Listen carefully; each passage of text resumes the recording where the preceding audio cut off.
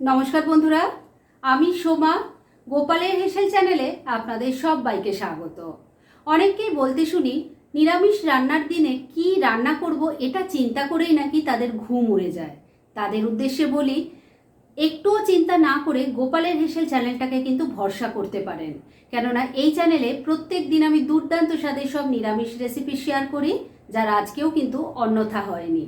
আজকেও নিয়ে এসেছি চটজলদি দারুণ টেস্টি একটি রেসিপি। তাই চলুন সময় নষ্ট না করে রান্নাটা করে ফেলি। আজকে এই টেস্টি নিরামিষ এঁচোড়ের রান্নাটা করার জন্য আমি এখানে প্রায় 300 গ্রাম পরিমাণে এঁচোড় ছোট ছোট করে কেটে সেদ্ধ করে নিয়েছি। এর সাথেই আছে একটা বড় সাইজের আলু, এরকম 4 টুকরো করে কেটে আমি একসাথে সেদ্ধ করে নিয়েছি। আর এঁচোড়টা সেদ্ধ করার সময় আমি সামান্য একটু নুন আর সামান্য একটু হলুদ দিয়ে সেদ্ধ করেছি। এবার এই এঁচোড়টাকে ভালো করে ম্যাশ করে নিতে হবে। তবে এটা এখনো গরম আছে, সেজন্য আমি হাত দিতে পারছি না। এটা কিন্তু হাত দিয়েই ভালো করে মাখা যাবে। একটু আধ ভাঙা করে রেখে দিই, তাহলে গরমটা বেরিয়ে যাবে। তারপরে এটা ভালো করে মেখে নেব। আলু আর এঁচোড়ের টুকরোটা আমি একটু আধ ভাঙা করে এক সাইডে রেখে দিচ্ছি, যাতে এটা ঠান্ডা হয়ে যায়। আর এই সময়ের মধ্যে চলুন এই রান্নার একটা মশলা তৈরি করে ফেলি। এই রান্নার একটা মশলা তৈরি করব, সেজন্য কড়াইয়ের মধ্যে অল্প একটু সর্ষের তেল নিয়ে গরম করে নিয়েছি। এর মধ্যে দিয়ে দিচ্ছি অল্প একটু কাজু, দিয়ে দিচ্ছি 1 মুঠো কিশমিশ। এবার ফ্লেমটাকে একটু কমে রেখে কাজু কিশমিশটাকে একটু হালকা করে ভাজা ভাজা করে নিচ্ছি। কাজু কিশমিশটাকে হালকা করে ভাজা ভাজা করে নিয়েছি। এবার এর মধ্যে দিয়ে দিচ্ছি 1 চামচ চারমগজ। এটাকেও মিশিয়ে নিয়ে মিনিট খানেক একটু নাড়াচাড়া করে নিচ্ছি। চারমগজটাকেও মিশিয়ে নিয়ে মিনিট খানেক একটু ফ্রাই করে নিয়েছি। এবার এর মধ্যে দিয়ে দিচ্ছি একটা বড় সাইজের টমেটো টুকরো করে নিয়েছি, সেটাকে মিশিয়ে নিচ্ছি। সমস্ত কিছু মিশিয়ে নিয়ে মিনিট খানেক আবারও নাড়াচাড়া করে নিয়েছি। টমেটোগুলো এখন কিছুটা সফট হয়ে গেছে। এবার গ্যাসটা বন্ধ করে দিলাম আর এই মশলাটাকে নামিয়ে নিচ্ছি। ঠান্ডা হলে বেটে নেব। মশলাটা তৈরি করে নেওয়ার পর আবারও কড়াইয়ের মধ্যে অল্প একটু তেল দিয়ে গরম করে নিয়েছি। এর মধ্যে দিয়ে দিচ্ছি অল্প গোটা জিরে। জিরেটা ফুটে উঠলে এর মধ্যে দিয়ে দিচ্ছি ম্যাশ করে নেওয়া আলু আর এঁচোড়। ঠান্ডা হয়ে যাওয়ার পর আমি হাত দিয়ে ভালো করে ম্যাশ করে নিয়েছিলাম। সেদ্ধ করা সবজিটাকে দিয়ে দিয়েছি। এবার এর মধ্যে এক এক করে কিছু মশলা দেব। প্রথমেই দিয়ে দিচ্ছি অল্প একটু হলুদের গুঁড়ো। আমি যেহেতু সেদ্ধ করার সময় অল্প হলুদ দিয়েছিলাম, তাই এখানে অল্প একটু দিয়ে দিলাম। অল্প একটু লঙ্কার গুঁড়ো দিয়ে দিলাম। দিয়ে দিচ্ছি ছোট চামচের 1 চামচ জিরের গুঁড়ো, ছোট চামচের 1 চামচ ধনের গুঁড়ো দিয়ে দিলাম। অল্প একটু গরম মশলার গুঁড়ো দিয়ে দিলাম। অল্প নুন দিয়ে দিচ্ছি। অল্প দিচ্ছি এই কারণেই এঁচোড় আলুটা সেদ্ধ করার সময়ও অল্প নুন দিয়েছিলাম। অল্প চিনিও দিয়ে দিলাম। এবার সবকিছু মিশিয়ে নিয়ে মশলার সাথে এঁচোড় আলুটাকে খুব ভালো করে কষিয়ে নেব। বন্ধুরা, আপনারা আমার রেসিপি দেখার সাথে সাথে আমার ফেসবুক পেজ গোপালের হেসেল, তাতেও ভিজিট করতে পারেন। ডেসক্রিপশন বক্সে লিংক দেওয়া আছে।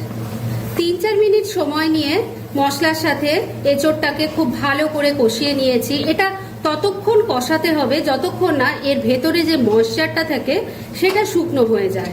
আর এখানে আলু যেটা আমি নিয়েছি, আপনাদের মনে হতেই পারে যে আলুটা কেন নিয়েছি।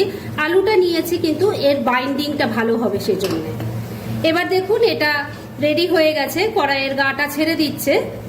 এবার তাহলে আমি গ্যাসটা বন্ধ করে দিলাম আর এটাকে নামিয়ে নিচ্ছি। ঠান্ডা হলে ফিরে এসে নেক্সট স্টেপ দেখাচ্ছি। এঁচোড়ের মিক্সচারটা এখন ঠান্ডা হয়ে গেছে। এবার এর থেকে আমি কোপ্তাগুলো তৈরি করব।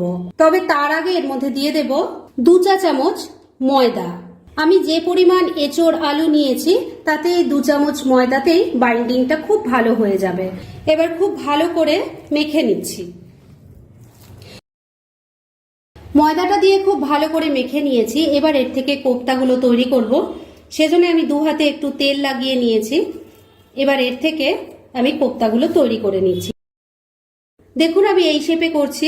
এর মাঝখানে আমি একটা করে এরকম গর্ত করে দিচ্ছি আর এর মধ্যে দিয়ে দিচ্ছি 2টো কিশমিশ। এটা না দিলেও চলে, তবে খাওয়ার সময় মুখে পড়লে খেতে ভীষণ ভালো হয়। ভালো করে আবার গোল করে নিচ্ছি। তৈরি হয়ে গেল একটা কোপ্তা। এইভাবে আমি সবকটা এখান থেকে তৈরি করে নিয়ে তারপর নেক্সট স্টেপের দিকে এগোচ্ছি। এই রান্নার মশলাটা তৈরি করার জন্য আমি এখানে 2 টেবিলস্পুন টক দই নিয়ে নিয়েছি। এর মধ্যে দিয়ে দিচ্ছি অল্প হলুদের গুঁড়ো, 1 চামচ জিরের গুঁড়ো দিয়ে দিলাম, 1 চামচ যাচ্ছে ধনের গুঁড়ো, অল্প একটু লঙ্কার গুঁড়ো দিয়ে দিলাম। এবার অল্প জল দিয়ে দিচ্ছি আর সমস্ত কিছু মিশিয়ে নিয়ে মশলার একটা পেস্ট তৈরি করে নিচ্ছি। এবার মূল রান্নাটা করার জন্য একটা প্যানের মধ্যে আমি তেল গরম করে নিয়েছি। এবার কোপ্তাগুলোকে ভেজে নিতে হবে। তেলটা প্রথমে খুব ভালো করে গরম করে নিতে হবে আর তারপর মিডিয়াম ফ্লেমে এগুলো ভাজতে হবে। প্রথম ব্যাচের কয়েকটা কোপ্তা আমি ভাজার জন্য বসিয়ে দিয়েছি। এগুলোকে এবার মিডিয়াম ফ্লেমে রেখে উল্টে পাল্টে লাল লাল করে ভেজে নিতে হবে। প্রথম ব্যাচের সমস্ত কোপ্তাগুলো উল্টে পাল্টে লাল লাল করে ভেজে নিয়েছি। দেখুন একটা কোপ্তাও কিন্তু ভেঙে যায়নি। যেভাবে স্টেপ বাই স্টেপ আমি বলেছি সেভাবে যদি করেন রান্নাটা অসাধারণ খেতে হবে আর কোপ্তাগুলো কিন্তু একটাও ভাঙবে না। যাই হোক, এবার এগুলো আমি তুলে নিচ্ছি আর পরের ব্যাচের কোপ্তাগুলো সেম এইভাবে ভেজে নিয়ে তারপর নেক্সট স্টেপের দিকে এগোচ্ছি। সমস্ত কোপ্তাগুলো ভেজে তুলে নিয়েছি। এগুলোকে এভাবেই খাওয়া যায়, তবে এটার আমি গ্রেভি বানাবো, কেননা এটা গ্রেভিতে গেলে আরো বেশি টেস্টি হয়ে যাবে। কোপ্তাগুলো ভেজে নেওয়ার পর অনেকটা তেল বেশি ছিল, আমি রেখে দিয়েছি, কেননা গ্রেভি বানানোর জন্য অতটা তেলের দরকার নেই। এবারে এইটুকু তেলের মধ্যে দিয়ে দিচ্ছি অল্প গোটা জিরে, দিয়ে দিচ্ছি একটা শুকনো লঙ্কা, একটা তেজপাতা, এর সাথেই দিয়ে দিচ্ছি গোটা গরম মশলা। তার মধ্যে আছে 2-3টে এলাচ, 2-3টে লবঙ্গ, একটা দারচিনি আর একটু জয়িত্রী। জায়ফলটাও দেব, তবে সেটা আমি একটু গ্রেটার দিয়ে গ্রেট করে অল্প একটু দিয়ে দিচ্ছি। ফোড়নটাকে কয়েক সেকেন্ড একটু নাড়াচাড়া করে নিচ্ছি। ফোড়নটা একটু ভাজা ভাজা হয়ে গেছে, এখন এর থেকে খুব সুন্দর একটা গন্ধ বেরোচ্ছে। এবারে এর মধ্যে দিয়ে দেব আদা আর কাঁচা লঙ্কা বাটা 2 চামচ। এবারে এর মধ্যে দিয়ে দেব কাজু, কিশমিশ, চারমগজ আর টমেটোর পেস্ট, যেটা প্রথমেই আমি ভেজে নিয়ে বেটে নিয়েছি। অল্প একটু জল অ্যাড করছি। এবার ফ্লেমটাকে মিডিয়ামে রেখে মশলাটা খুব ভালো করে কষিয়ে নেব। 2-3 মিনিট সময় নিয়ে মশলাটাকে কষিয়ে নিয়েছি। এবার এর মধ্যে দিয়ে দেব দইয়ের যে পেস্টটা তৈরি করে রেখেছিলাম সেটা। এবার এটাকেও মিশিয়ে নিয়ে আবারও ভালো করে মশলাটা কষিয়ে নেব। 2-3 মিনিট সময় নিয়ে মশলাটাকে আবারও একবার খুব ভালো করে কষিয়ে নিয়েছি। এবার গ্রেভির জন্য জল দিয়ে দিচ্ছি।